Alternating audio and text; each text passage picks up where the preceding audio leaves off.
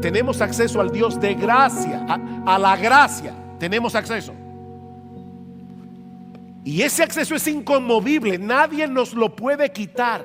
Mis hermanos, la razón por la que ningún cristiano puede caer en desgracia, no podemos caer en desgracia frente a Dios y ser expulsado de su presencia, es porque nuestro acceso a Él no depende de ti ni de mí, depende de su gracia.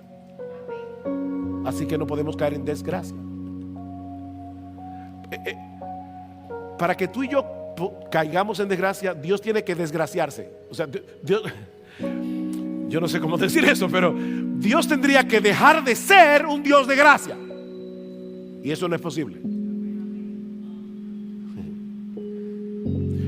Los creyentes vivimos en la esfera de la gracia, no de las obras. No de las obras.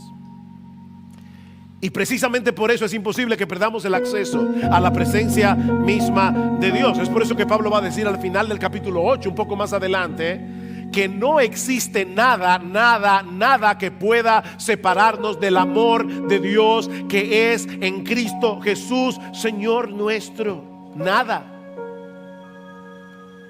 Y me da mucha tristeza con muchos buenos hermanos en Cristo que no entienden esto y creen que la salvación de un cristiano se puede perder. Hay muchos creyentes que piensan que la salvación se puede perder. Mis hermanos, si la salvación se perdiera del que la tiene, eso implicaría que entramos en esa salvación por gracia, pero que tenemos que ahora mantenerla por las obras.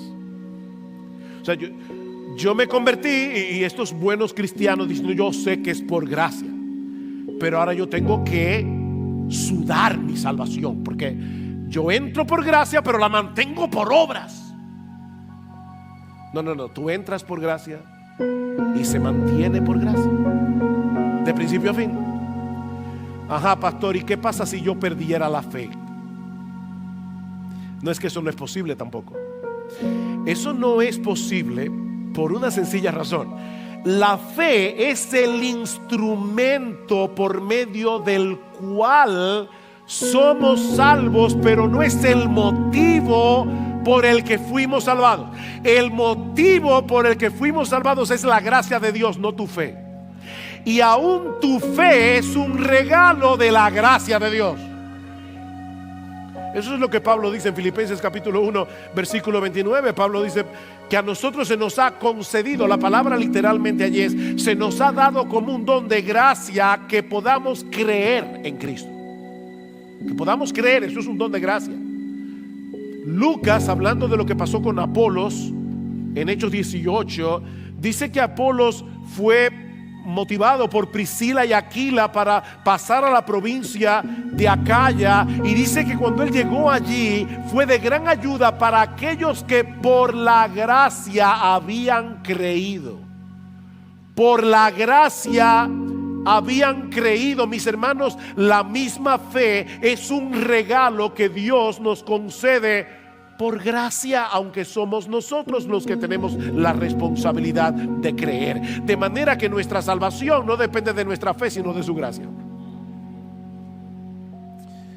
Por medio de Cristo se nos ha concedido un acceso pleno al Dios de gracia, y nada ni nadie puede quitarnos ese privilegio.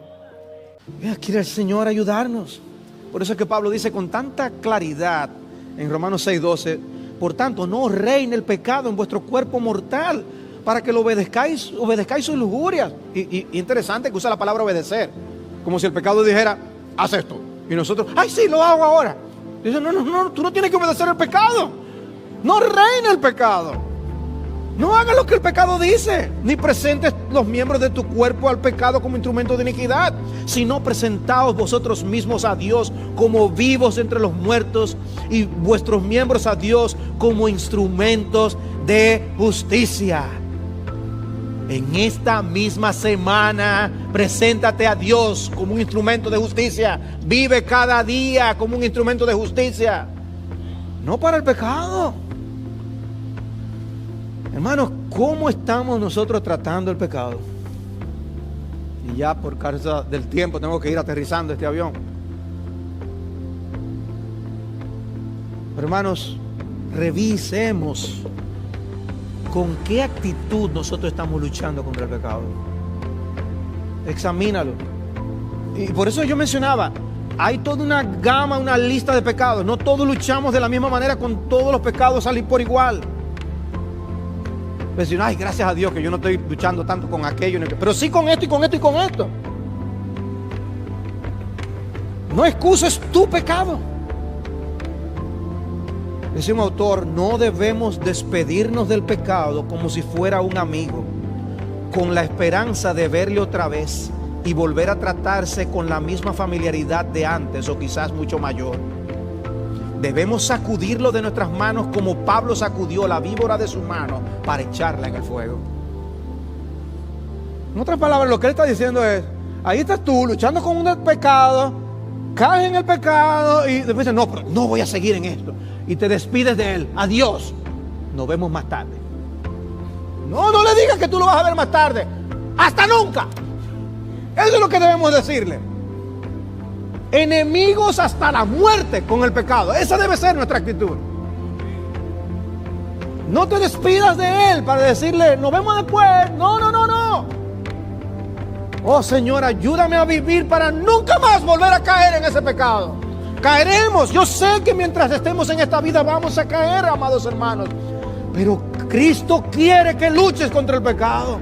El Espíritu Santo te santifica y Él te ayuda, te da la fuerza, la capacidad para que demos muerte a lo que para nosotros, a nuestra vista, parece un imposible. Para nosotros es imposible, pero no para Él, porque para Dios no hay nada imposible.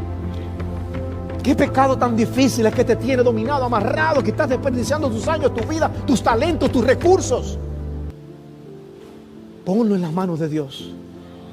Pídele a Dios que te ayude a vencer ese pecado. Para gloria de su nombre. Para la expansión de su reino.